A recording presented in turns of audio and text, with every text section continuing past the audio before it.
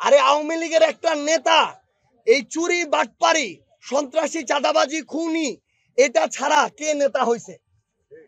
যে নেতা মানে যে ওই একটা জেলার সভাপতি সেক্রেটারি ছিল, এই ছিল ওই ছিল, বিভিন্ন পদে ছিল, আমরা মনে করি প্রত্যেকেই সকল অপকর্মের জন্য দায়ী।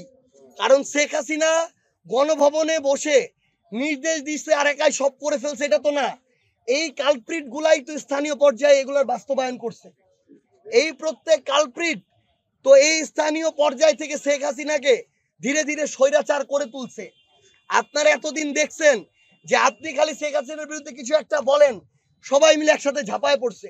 শেখ হাসিনা এসে ঝাঁপায় পড়ছিল তখন এই স্থানীয় তার যত চামচা তোষামতকারী তারা ঝাঁপায় পড়ছে। তো এরা প্রত্যেকেই এই গণহত্যার জন্য দায়ী। এখানে ভালো নেতা খারাপ নেতার কিছু নাই। এই রিফাইন্ড আওয়ামী লীগের যে গল্প, এই আওয়ামী লীগের দোসর, আওয়ামী লীগের চামচা জাতীয় পার্টির কো চেয়ারম্যান দিতেছে, এই রিফাইন্ড আওয়ামী লীগের আইডিয়া হইতেছে ভারতের দেয়া আইডিয়া। এই আইডিয়া এই বাংলাদেশে বাস্তবায়ন হবে না, অভ্যুত্থান পরবর্তী বাংলাদেশে।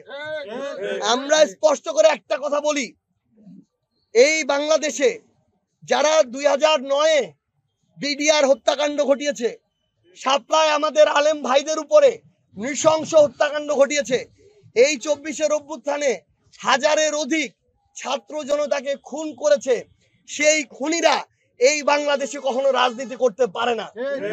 আমরা স্পষ্ট করে বলি, যেভাবে আওয়ামী লীগের রাজনৈতিক বা দলীয় সকল কার্যক্রম নিষিদ্ধ করা হয়েছে, আওয়ামী লীগের সবচেয়ে বড় দোসর আওয়ামী লীগের অবৈধ নির্বাচনের বৈধতা দেওয়ার চেষ্টা করা, এই জাতীয় পার্টির কার্যক্রম একইভাবে নিষিদ্ধ ঘোষণা করতে হবে।